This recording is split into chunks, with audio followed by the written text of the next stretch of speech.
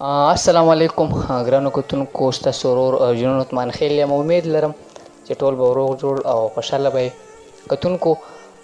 خپل یو غزل در سره شریکوم د یو ملګري په فرمایش باندې، ځکه چې ډېر زیاته غوښتنه یې کوله دا غزل ماته ووایه، غزل ووایه. چونکې زه وزګار هم نه وم، خو بیا هم هغه ډېر بار بار فرمایش کو، نو هغه په غوښتنه خاص هغه ترې دا غزل ډالۍ.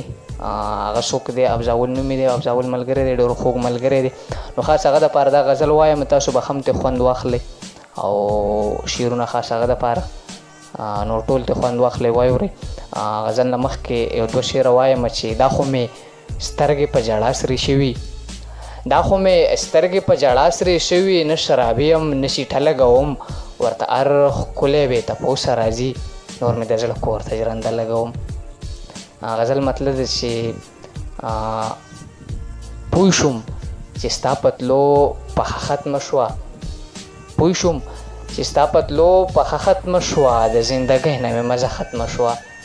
څومره په ګرانه یو شوي دواړه، څومره په ګرانه یو شوي دواړه، څنګه په اسانه مو رشته ختمه شوه. هغه په سترګو کې په غلا غلا کاته، هغه په سترګو کې په غلا غلا کاته، د لرې لرې تماشه ختمه شوه. مور مې ویل اوس پکې هېڅ نه کېږي، مور مې ویل اوس پکې هېڅ نه کېږي، بس چې پوهېده نه شوه نو قصه ختمه شوه.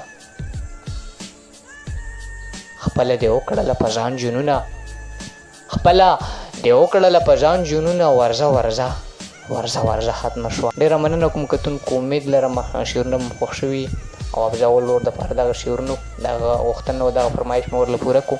نو ټول راته ژوندي اوسئ، خوشحاله اوسئ. مننه، والسلام.